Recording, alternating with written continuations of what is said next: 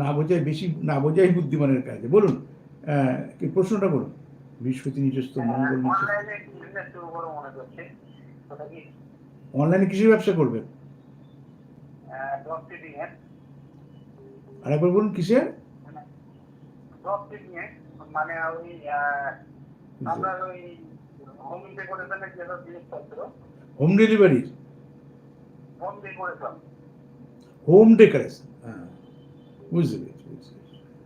ঠিক আছে, এগুলো করতে পারেন।